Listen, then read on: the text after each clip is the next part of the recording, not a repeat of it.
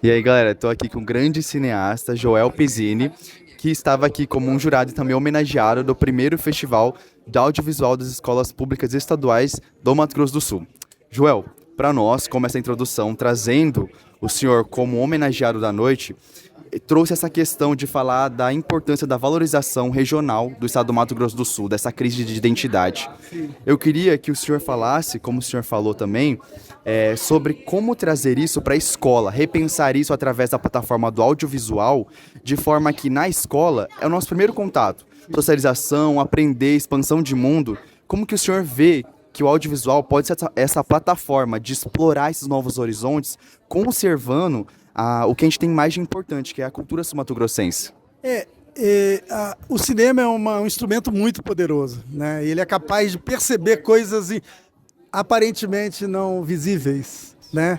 Você pode captar sutilezas, você pode, através do cinema, evocar, até no sentido sensorial, sabe? Você não precisa necessariamente se apoiar no discurso verbal. Você pode, através da imagem, da relação imagem e som, perceber, no caso da identidade aqui, sul-mato-grossense, aspectos que às vezes não são perceptíveis, né?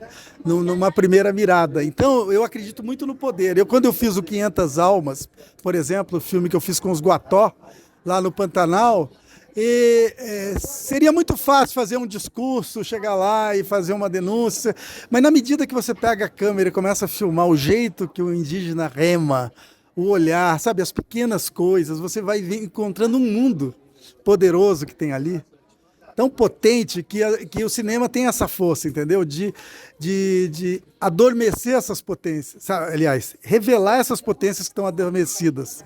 Então, por isso a importância do olhar. Eu chamei muita atenção para isso, que a gente tem que educar o olhar para as pequenas coisas. E nós temos o Manuel de Barros aqui, que é o cara que chama mais atenção para isso, que é aquilo que é ínfimo, aquilo que é pequeno, que às vezes a gente pisa em cima, não vê, não dá importância. Então o cinema tem que ficar atento para isso, sabe? Para a força que tem na natureza humana. Então, e o cinema lida com a identidade, que é o espelho, né, da nossa alma, né? Então você tem que encontrar essa linguagem através de uma pesquisa, através de uma construção libertária, que você se liberte daquilo que está, dos esquemas que a gente tem, né? Porque às vezes a gente vem com uma formação muito bloqueada de influências, de coisas que nos inibem a gente soltar a nossa imaginação.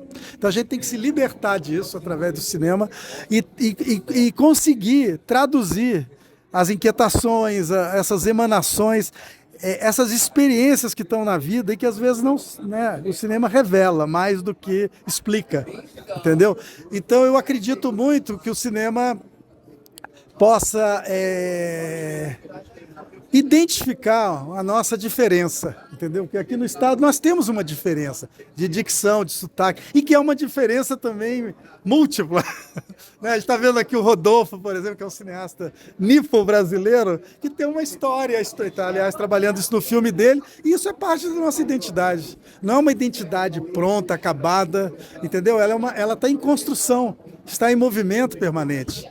Então, dessas fusões, dessas influências, vai nascendo o sul-mato-grossense, né? A nossa originalidade está nessa diferença. É claro que a gente tem que sempre olhar para as raízes, né? Mas não no sentido estrito, sabe? Estreito.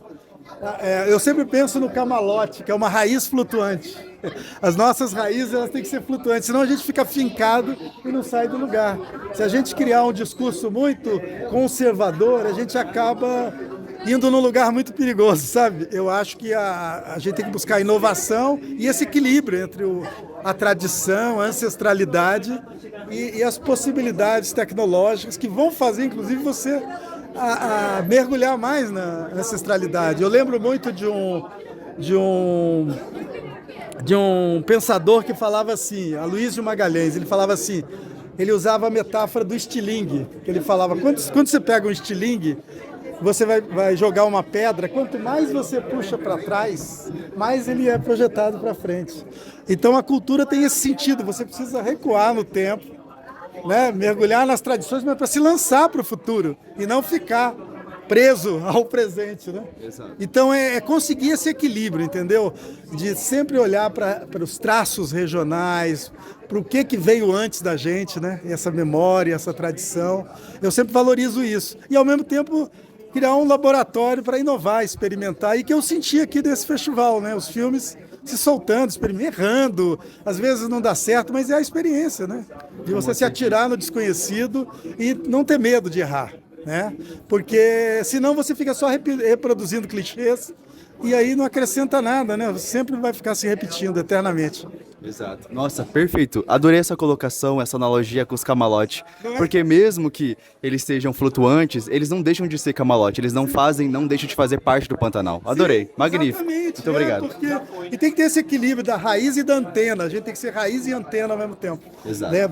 Se nutrir na memória, na terra e também captar o que está no ar, né? Para a gente renovar um pouco a linguagem, né? Tudo está em movimento.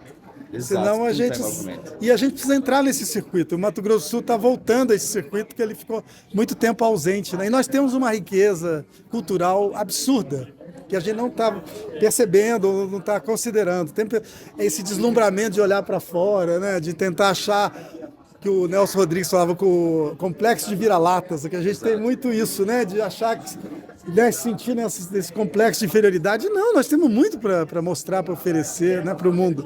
Nossa, adorei. Muito obrigado mesmo. O senhor é fenomenal. Que legal. Vamos tirar, menino? Vamos. Vamos, faz uma selfie aí. Oi, tudo bom? Tô aqui o seu. Legal.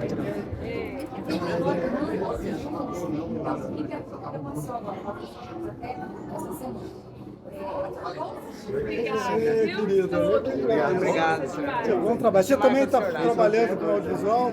Tô começando. Bacana. A gente tem muito.